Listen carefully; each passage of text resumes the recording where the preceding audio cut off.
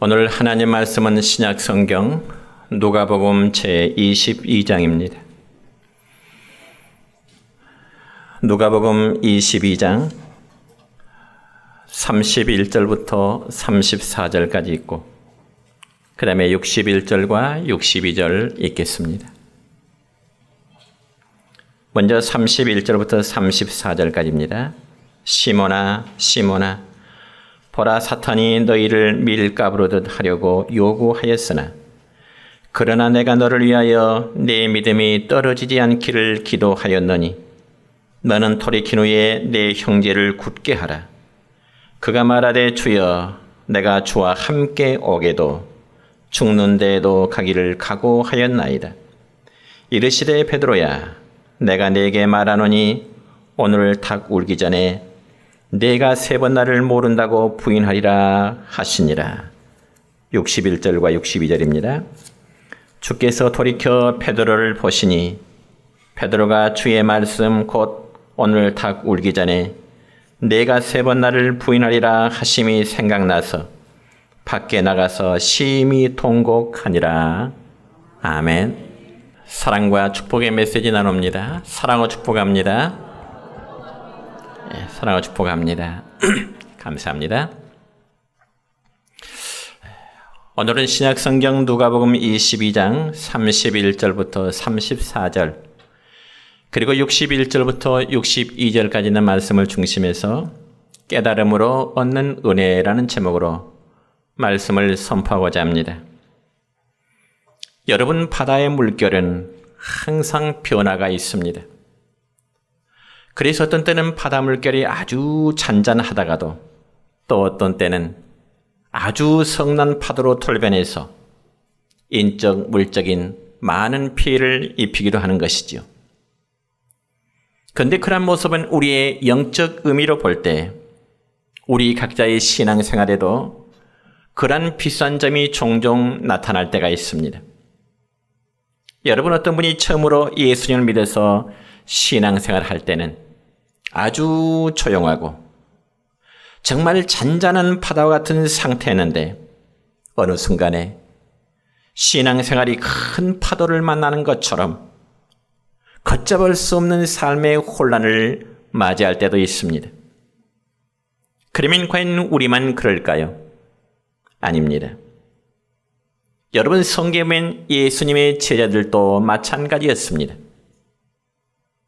특별히 예수님의 제자 가운데 수제자라고 말하는 이 베드로는 예수님을 3번이나 부인한 것은 많은 그리스도인들에게 비난을 받는 것이 사실입니다. 예수님의 수제자가 어떻게 예수님을 부인할 수 있을까? 그러나 저는 이 시간 베드로의 부정적인 이미지 대신에 또 다른 긍정적인 면을 함께 살피면서 말씀의 은혜를 나누고자 합니다. 여러분, 우리의 인식 속에 베드로 하면 가장 먼저 떠오르는 이미지가 무엇일까요? 아마 그건 자기의 스승인 예수님을 부인했다고 하는 역시 부정적인 의미가 가장 먼저 떠오르게 될 것입니다. 그러나 그 부분까지만 이해를 한다면 우리는 베드로의 또 다른 모습을 오해하고 있는 것입니다. 여러분, 실제로 예수님을 부인한 자는 제자들 가운데 베드로 한 사람뿐만이었을까요? 결코 그렇지 않습니다. 여러분, 따지고 보면 예수님의 죽음 앞에서는 모든 제자들이 다 하나같이 예수님을 부인했던 것 분명한 사실입니다.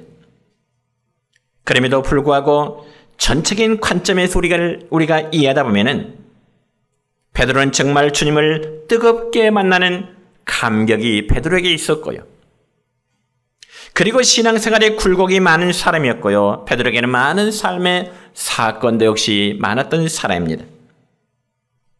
그러나 그 모든 것은 예수님을 더 가까이 해보고자 하는 어쩌면 몸부림의 모습이기도 했습니다. 그래서 예수님을 베드로가 3번씩이나 부인을 했지만 그래도 베드로는 한때는 누구보다 예수님을 사랑했고요. 또 누구보다 예수님을 잘 섬겼던 그런 제자였음을 우리는 부인할 수 없는 사실입니다. 그러나 저는 이런 베드로의 삶이 오늘 우리 성도들에게는 발견될 수 없다는 것이 어떤 면에서는 참 안타까운 점이 될 수 있습니다. 여러분, 베드로는 일생에 예수님을 3번 부인했지만은 그것 때문에 베드로는 통곡의 눈물을 흘리면서 다시금 주님의 사랑에 젖었던 모습이 베드로의 모습이었습니다. 그런 반면 오늘날 많은 성도들은 하루에도 수십 번 아니면 수백 번 예수님을 부인하고 살지만은 자신이 예수님을 부인한 사실에서 정말 베드로처럼 통곡의 눈물을 흘리면서 주님의 사랑에 젖었던 감격을 느끼는 자는 심히 적다는 것입니다. 여러분, 남녀가 서로 사랑하다가 헤어질 때 그 이별의 아픔이 큰 이유는 무엇일까요? 서로 한때는 그만큼 사랑했기 때문에 그렇습니다. 그와는 반대로 헤어졌다가 다시 만나는 기쁨이 큰 것은 상대방을 그만큼 간절히 사모했기 때문에 또 그렇습니다. 그와 마찬가지로 주님을 평소에 간절히 찾고자 하는 마음이 적은 성도는 주님이 만나줘도 주님과의 만남에 기쁨의 감격을 느끼지 못할 것입니다. 또한 주님이 다시금 그의 곁을 떠나도 이별의 아픔을 역시 느끼지를 못하게 될 것입니다. 그러므로 저는 오늘 본문의 말씀을 읽으면서 주님과 베드로의 관계가 너무나 아름답고 또 부럽다는 그런 생각이 듭니다. 왜냐하면 예수님은 베드로의 배신을 알고 있었지만 그런 베드로를 위해서 주님은 기도해 주셨기 때문입니다.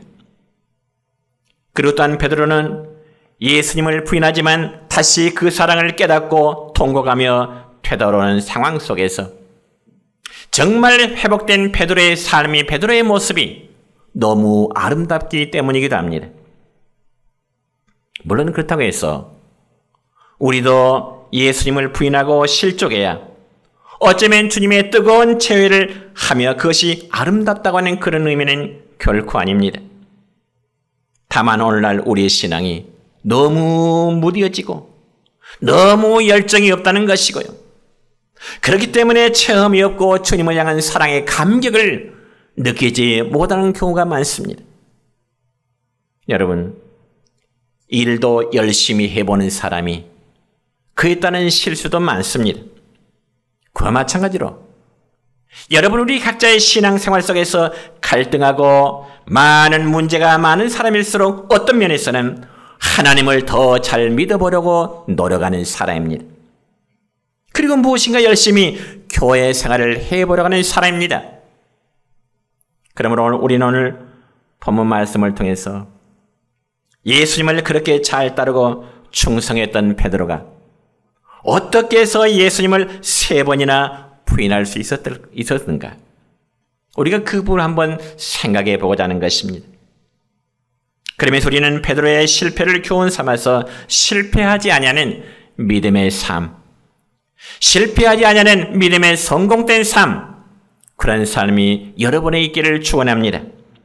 그러면 첫째로 베드로가 예수님을 부인하게 된 그 원인이 과연 무엇일까요?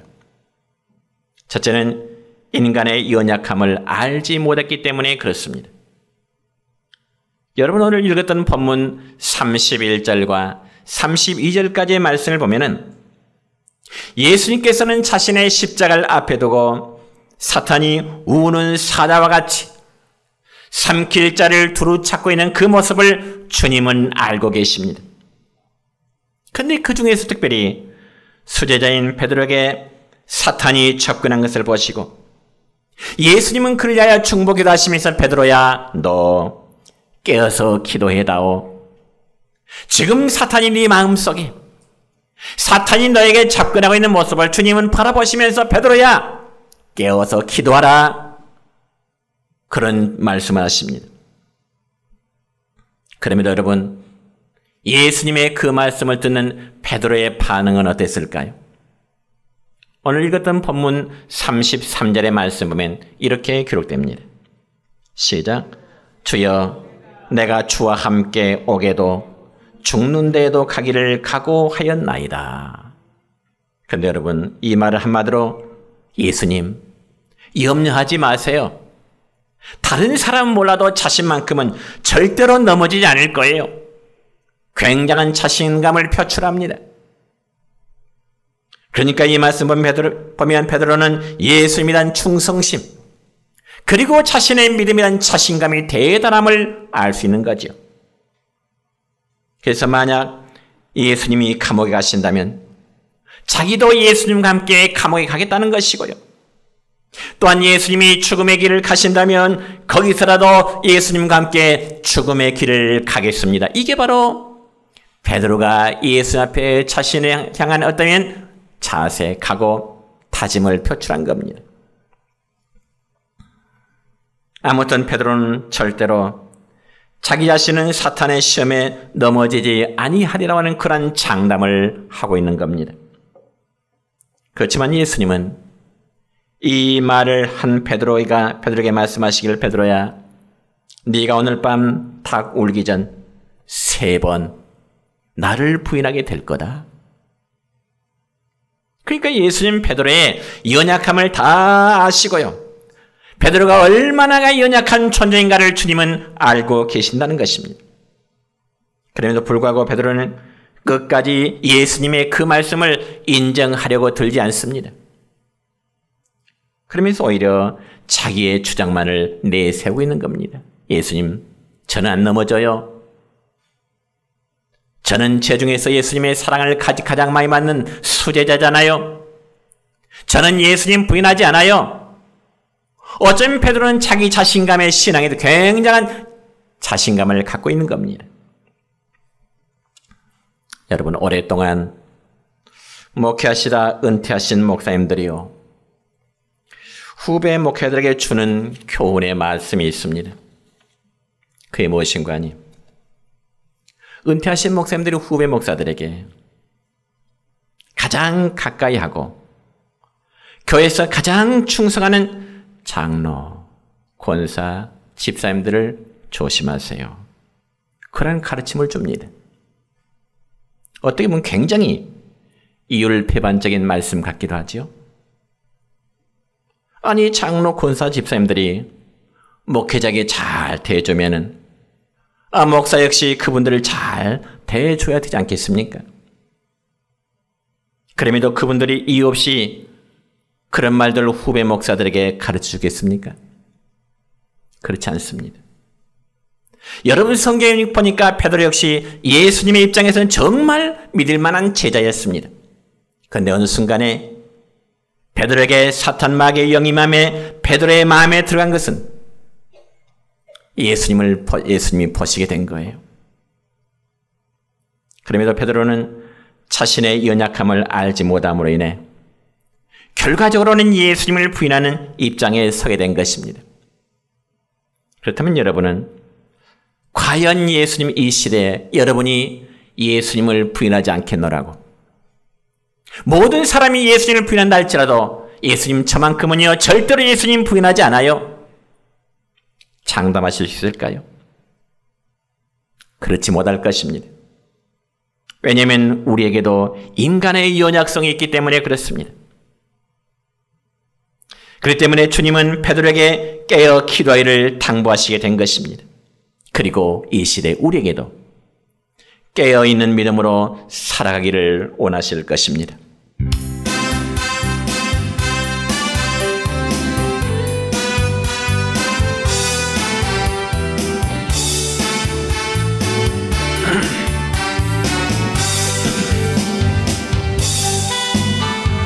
도적같이 이를 준 너희는 모르느냐.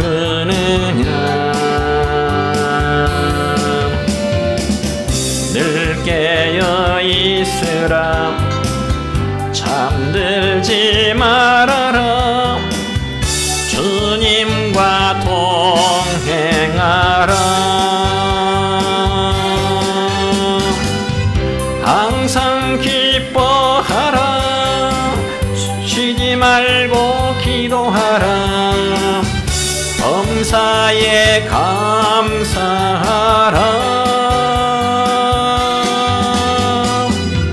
이는 예수 안에서 너희에게 향하신 하나님 뜻이니라.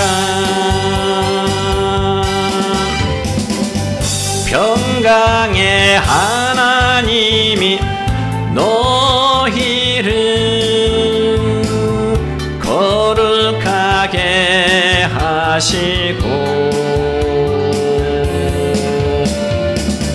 온몸과 영혼이 주 오실 그날에 흠없기 원하노라.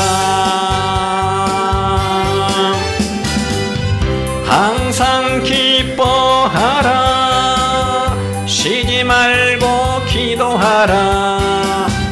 범사에 감사하라.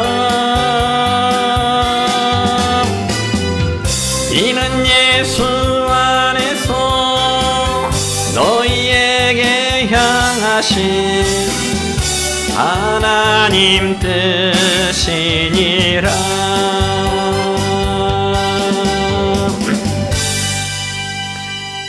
그리고 두 번째로 베드로가 예수님을 부인함은 예수님과 적당한 간격을 유지하려는 아주 기회주의적인 생각 때문이었습니다. 여러분, 예수님께서는 자신을 잡으러 온 무리들에게 잡혀서 당시의 대제사장 안나스와 그리고 가야바의 법정에 끌려가시게 된 것입니다. 그렇다면 예수님과 함께 감옥에도 함께 가고 그리고 심지어는 예수님이 죽는 데까지도 함께 가겠다고 하는 다짐했던 베드로는 당연히 예수님과 함께 가야 되는 것이 아마 바른 모습이었을 것입니다. 그럼에도 예수님이 붙잡혀 가실 때 베드로의 모습은 어떠했을까요? 여러분, 그 부분에서 오늘 읽었던 말씀 54절의 말씀 보면 이렇게 기록됩니다. 시작. 예수를 잡아 끌고 대제사장의 집으로 들어갈새 베드로가 멀찍이 따라가니라. 아멘. 베드로가 예수님을 어떻게 따라갔다고요? 멀찍이 따라갔다. 여러분, 이 말씀을 보면 다른 자들은 예수님이 붙잡히실 때 다 뿔뿔이 도망가 버렸습니다. 그래도 베드로는 예수님에게 앞에서 이제 자신이 한 말 때문인지는 모르지만 멀리서나마 예수님을 뒤따라가게 된 것입니다. 그러나 그러한 베드로의 태도는 죽는 데까지라도 함께하겠다는 장담과는 너무나 거리가 멀고요. 어쩌면 소극적이고요. 두려움에 떠는 아주 미온적인 태도였습니다. 그래서 예수님을 영영 모른다고 쳐버릴 수는 없고 또 그렇다고 가까이 따를 수 없어서 여차하면 정말 도망갈 준비를 하고서 멀리서 예수님의 뒤를 따르게 된 것입니다. 그러므로 베드로는 이렇게 자신도 모르는 가운데 아주 비열하고 연약한 기회주의자가 되어버린 것입니다. 그런데 여러분, 이런 종류의 신앙인들이 오늘날에도 교회 안에도 있습니다. 되도록이면 교회 일에 신경을 쓰지 않고요. 또한 목회자의 간섭을 받지도 않고요. 그냥 편안하게 신앙생활하는 그런 모습들. 어쩌면 베드로가 예수님을 멀리 따라가는 그런 모습과도 유사한 것입니다. 그러므로 이런 종류의 성도들은 신앙생활해도 그냥 적당히 믿어야 된다고 하는 그런 사고의식을 갖고 있습니다. 왜냐하면 안 믿자니 받은 바 은혜는 알고 그리고 믿음으로 천국에 가고 싶고 또 열심히 믿자니 자신의 생활, 때로는 자신의 삶을 포기할 때가 있으니 그저 적당한 간격을 유지하면서 신앙생활을 하는 사람들의 생각이 바로 베드로의 모습인 것입니다. 혹시 여러분 각자의 믿음이 그렇지는 않는지 한번 판단해 볼까요? 스스로가. 그렇다면 여러분은 과연 어떤 이치에서 예수님을 따르고 있는지요? 그리고 세 번째로 베드로가 예수님을 부인하면 세상 속에 자신을 묻어버리다가 실족하게 되는 것입니다. 여러분 55절의 말씀을 함께 읽습니다. 시작. 사람들이 뜰 가운데 불을 피우고 함께 앉았는지라 베드로도 그 가운데 앉았더니 여러분 이 말씀 보면은 예수님이 잡혀간 대제사장 이 집에 새벽이 이르게 될 때 추위가 몰려오게 되는 것입니다. 그래서 베드로는 제사장의 하인들 그리고 구경꾼들과 함께 제사장의 집들 앞에 성에 보니까 모닥불을 피워놓고 있습니다.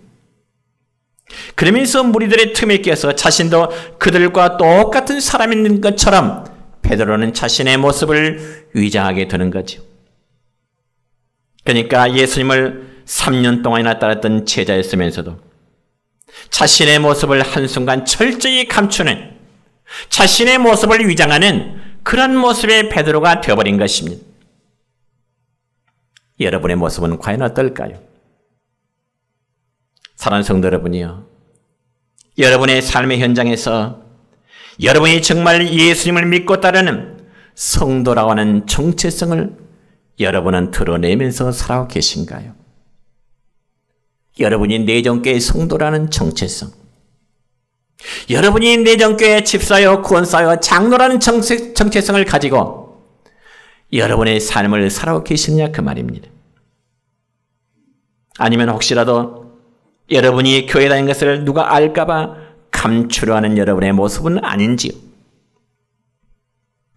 여러분 엄연한 의미에서 신자와 불신자의 관계는요, 물과 기름의 관계이기 때문에 함께 섞일 수도 없고 함께 섞여서도 안 되는 것입니다.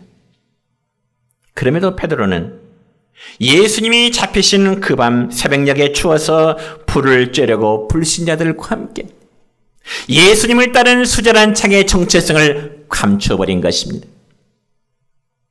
그러니까 있어서는 아니 될 것에 베드로는 함께 있었다는 증거입니다. 더군다나 자신의 정체성을 감추면서 말이죠. 그러다 보니 결국 베드로는 예수님을 자연스럽게 부인하게 될 수밖에 없습니다. 그리고 그렇게 당당하게 소리치던 베드로가 이제는 주님을 3번씩이나 부인하고 마지막엔 베드로는 예수님 향하여 저주까지 하면서 예수님을 부인하게 됩니다. 여러분, 사람이란 한 번에 왕창 한순간에 무너지진 않아요. 조금씩 조금씩. 어쩌면 신앙생활의 모습도 그렇습니다. 한꺼번에 무너지지 않아요. 조금씩 조금씩. 아주 사소한 문제로 시작해서 내 감정과 혈기를 자극하고 그것이 차츰 나와 주님과의 관계를 멀어지게 하는 것입니다. 그리고는 끝내 돌이킬 수 없는 삶의 패배, 신앙의 타락의 길을 걷게 되는 것입니다. 그러므로 지금까지 살펴본 베드로의 모습은 아주 부정적인 모습을 제가 말씀을 드렸습니다. 그러나 베드로는 그러한 삶의 모습으로 자신의 삶을 끝나지 아니하고 다시금 회복하는 은혜가 있었던 것입니다.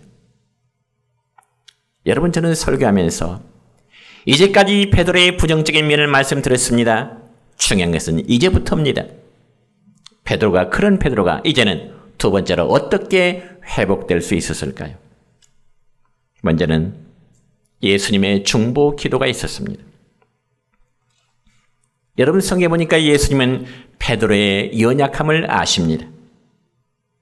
그리고 사탄이 그런 베드로를 넘어뜨리려고 발버둥 치고 있음을 또 주님은 보고 계십니다. 그래서 다시금 오늘 읽었던 본문 31절과 32절을 함께 읽습니다. 시작. 시몬아, 시몬아, 보라, 사탄이 너를 밀가부릇 하려고 요구하였으나 그러나 내가 너를 위하여 내 믿음이 떨어지지 않기를 기도하였노니 너는 돌이킨 후에 네 형제를 굳게 하라. 주님이 베드로에게 시몬아, 시몬아, 베드로의 본래 이름이 시몬입니다. 보라, 사탄이 너를 밀가부로 들고 밀가부르듯이 요구하고 있다. 그래서 사탄이 밀가부를 한다는 말은 마치 농부가 알곡과 쭉정이를 구별하여 퀴질하듯이 이 사탄이 정말 시험과 유혹으로 믿음이 있는 자와 믿음이 없는 자를 이제 적나라하게 구별한다는 것입니다. 그러나 주님께서는 베드로의 믿음이 떨어지지 않기를 위해서 내가 기도하고 있다. 그렇다면 오늘날 우리 개개인의 믿음이 떨어질 때도 주님이 저와 여러분을 위해서 기도하고 계실까요? 답은 그렇습니다. 그 증거의 말씀이 여러분 신약성경 로마서 8장 34절 하반절의 말씀을 보니까 이런 말씀이 있습니다. 시작. 다시 살아나신 이는 그리스도 예수니 그는 하나님 우편에 계신 자요 우리를 위하여 간구하시는 자신이라. 아멘. 주님은 우리 각자를 위해서 지금도 기도하고 계십니다. 그래서 우리는 중보 기도하고 계신 것입니다. 그렇기 때문에 여러분, 우리가 교회라는 공동체 안에서 믿음의 생활할 때 때로는 이웃과의 관계 속에 상처를 받을 수 있고 그래 할 때 믿음이 떨어질다 할지라도 우리는 고민하지 마시기 바랍니다. 왜요? 내가 약하여 기도하지 못할 때 주님이 나를 위해서, 주님이 여러분 각자를 향해서 계속해서 기도하고 계심을 믿으시길 바랍니다. 또한 두 번째로 베드로가 회복할 수 있었던 것은 말씀의 제어 장치가 있었기 때문입니다. 여러분 34절의 말씀입니다. 시작. 이르시되 베드로야 내가 네게 말하노니 오늘 닭 울기 전에 네가 3번 나를 모른다고 부인하리라. 그런데 여러분, 우리는 이 말씀을 대해서 하나의 의문점을 갖게 됩니다. 그게 무엇인가 하니 왜 예수님은 그냥 베드로야 네가 오늘 나를 3번 부인하게 될 것이다 이렇게 말씀하심이 아니고 오늘 네가 닭이 울기 전에 3번 나를 부인하리라 그렇게 말씀하셨을까 하는 점입니다. 그것은 바로 베드로가 3번씩이나 예수님을 부인하면서도 자기가 예수님을 부인하고 있다는 사실을 깨닫지 못하고 있기 때문에 그렇습니다. 그러다가 닭이 울게 되자 그때서야 3번이나 예수님을 모른다고 부인하고 난 후 그때서야 닭이 울 때 예수님의 그 말씀이 생각납니다. 오늘 네가 닭이 울기 전에 예수님의 그 말씀이 생각나요. 그래서 베드로는 예수님의 그 말씀이 생각나서 성경에 보니까 대성통곡하게 되었더라 말씀합니다. 여러분, 베드로에게 닭의 울음소리는 그의 인격과 신앙이 정말 내리막길을 탈 때 정지시키는 하나의 역할을 해주게 된 것입니다. 여러분, 사람의 죄악이란 지옥으로 달려가는 내리막길과 같은 것이죠. 그래서 스스로 죄된 길에서 정지할 수 없는 범죄는 계속해서 가속화될 수밖에 없습니다. 특히 우리가 운전하는 사람이라면 느낄 수 있는 것처럼 만약에 어떤 사람이 운전을 하는데 차량 운전하는데 내리막길에서 브레이크가 이제 파열된다면 비탈 내리막길에서 브레이크가 작동이 들지 않는다면 그 차는 어떻게 될까요? 큰 사고로 이어질 수밖에 없습니다. 그래서 주님께서는 베드로의 그 마음을 아시고 베드로야 네가 오늘 밤 닭 울기 전에 3번 나를 부인하리라. 실제로 베드로는 예수님을 부인한 후에 닭소리를 듣고 나서야 자기의 지금 모습이 어떤 존재인지 자신이 서 있는 위치가 어떤 위치인지 깨닫고 회개하며 통곡하게 되었더라 말씀합니다. 그러니까 닭의 울음소리는 베드로에게 참회의 눈물을 흘리게 하는 어쩌면 극적인 동기를 제공하게 된 것입니다. 마지막 세 번째로 베드로가 회복할 수 있었던 것은 무엇보다도 진정한 회개가 있었기 때문에 가능했습니다. 진정한 회개. 여러분 오늘 읽었던 마지막 61절과 62절의 말씀입니다. 시작. 주께서 돌이켜 베드로를 보시니 베드로가 주의 말씀 곧 오늘 닭 울기 전에 내가 3번 나를 부인하리라 하심이 생각나서 밖에 나가서 심히 통곡하니라. 여러분 이 말씀 보면 닭이 우는 순간 예수님은 당신이 신문당하시는 중에서도 얼굴을 돌이켜 베드로를 바라보시게 됩니다. 그러면 닭 울음소리 동시에 주님께서 베드로를 바라보시는 그 이유가 무엇일까요? 그것은 바로 닭 울음소리 전에 베드로가 자신을 3번이나 부인하라는 그 말씀을 베드로에게 기억시켜 주시고자 함인 것입니다. 그러자 베드로는 닭의 울음소리와 함께 주님의 얼굴을 보는 순간 자신이 얼마나 교만하고 얼마나 연약한 자고 얼마나 주님 앞에 참된 배신자임을 스스로 깨닫게 된 것입니다. 그리고 그런 자기를 끝까지 돌보시고요 기도하셨던 주님의 사랑이 어쩌면 가슴을 울리게 했을 것입니다. 그래서 베드로는 자신의 잘못을 생각하면 할수록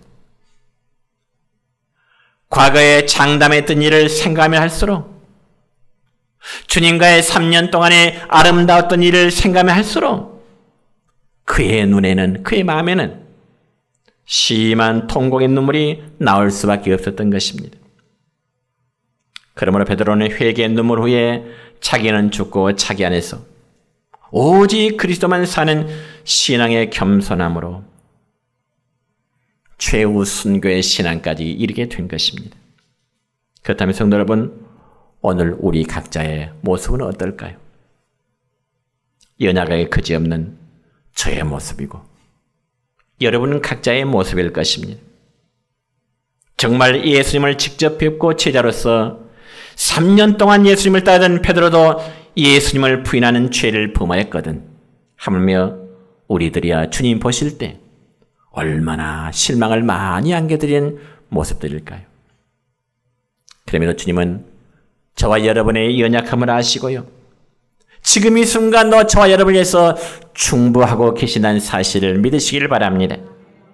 그렇다면 이제 여러분은 예수님을 어느 정도의 거리를 두고 예수님을 따르시렵니까? 베드로처럼 멀찍이 예수님과 거리를 두고 예수님을 따르시렵니까? 교회와 나는 상관이 없고 목회자의 간섭도 필요 없고 스스로만 믿음의 생활을 한다고 하는 그런 사고의식, 그래서는 안 됩니다. 그리고 교회와 적당한 거리를 두고 신앙생활, 이건 역시 합당하지가 않습니다. 여러분, 옛날 유행가 중에 우리 젊은 세대는 모르겠지만 옛날 유행가 가사 중에 사랑을 하려거든 뭐같이 뜨겁게 하라고요? 기도하신 분들이라서 모르구만요. 사랑을 하려거든 불같이 뜨겁게 하라는 노래가 있습니다. 그와 마찬가지로 여러분, 우리의 신앙도 뜨뜻미지근한 그런 상태가 아니라 좀 뜨겁게 하십시다. 좀 확실하게 하십시다. 미지근한 그런 모습이 아니고 베드로처럼 예수님과 멀찍이 간격을 두고 교회 생활을 그렇게 하는 것이 아니라 좀 뜨겁게 하십시다. 고민되십니까? 네. 아무튼 여러분들이 신앙생활을 확실하게 하시고 뜨겁게 하시는 여러분 되시기를 주님의 이름으로 축원합니다.